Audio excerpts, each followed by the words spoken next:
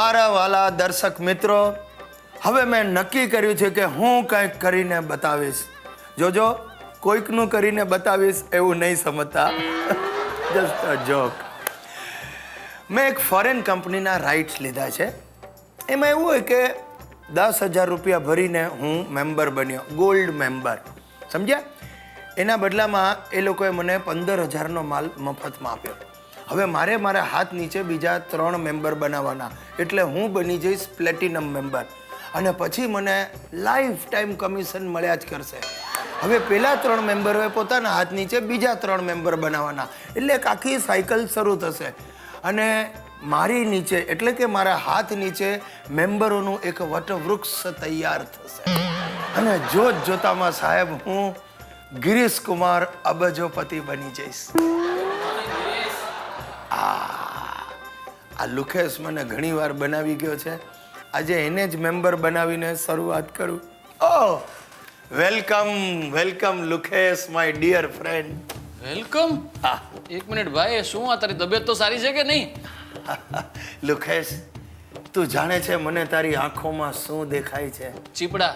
અરે, મને મારું ઉજ્જવળ ભવિષ્ય તારી આંખોમાં દેખાય છે.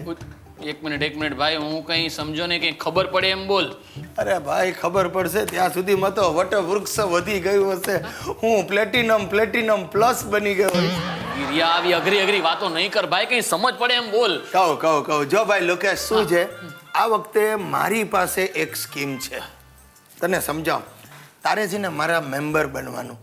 એટલે શું છે, ટૂંકમાં તારે મને 10,000 રૂપિયા આપવાના, એટલે તું ગોલ્ડ મેમ્બર બની જઈશ. એની સામે તને 15,000 રૂપિયાનો માલ ફ્રી મળશે. હવે એ માલ તારે વેચીને 15,000 કમાવી લેવાના, એટલે તારા 10,000 રિકવર, ઉપરથી ફાયદો. ઓ ગિરિયા, આ તો સ્કીમ મને ખબર છે. હે? હા, 3 મેમ્બર બનાવવાના, એ જ બરાબર ને? હા, એ જે તો બનવું છે. હા ગિરિયા, વાંધો નહીં, લખી નાખ તું. મારું નામ, મારા મમ્મીનું નામ, મારા પપ્પાનું નામ, ત્રણેયના નામ લખી નાખ બસ. ઓહો, આ તો સરસ આજે સુકન કરાવી દીધા તે એક સાથે 3 મેમ્બર. એટલે જો ભાઈ, હું આ રસીદ તારાથી જ શરૂઆત કરું છું. લુકેશ, 3 મેમ્બર થયા એટલે તારે મને 30,000 રૂપિયા દેવાના. હા તો અત્યારે તું આપી દે. હે? કેમ આમ કરે છે? 45,000 રૂપિયાનો માલ હું તો આમ વેચી દઈશ, પછી તને 30 ને બદલે પૂરા 35,000 રૂપિયા મળશે. ગાંડા, એ ખોટું નથી. 5,000 નો બીજો વકરો. વાહ, ખુલ્લી ગયા આપણા. બસ હું આ રસીદ બનાવું છું. હા, લોભિયા હોય ત્યાં ધૂતારા ભૂખે ન મરે. આ 30,000 રૂપિયા ગિરિયો ખર્ચ છે અને 45,000 રૂપિયાની ગિફ્ટ મારી બૈરીને આપે. 30,000 વેલકમ. હાલે રસીદ. Thank you. મિત્રો, મારા દાદાનું નામ હરીશચંદ્ર. જોકે જીવનમાં ભાગ્યે સાચું બોલ્યા છે. ને મારો દીકરો હિતેશ. આ બંને જણા એકબીજાનો માથું ભાંગે ને એવી આઈટમો છે. એ બંનેના સંવાદો સાંભળવા જેવા હોય છે. આ પરમદી મારા દાદા હિતિયાને ખખડાવતા હતા. દોબા, તારે શું કરવું? કાંઈ જીવનમાં તું શું ઉકાળીશ?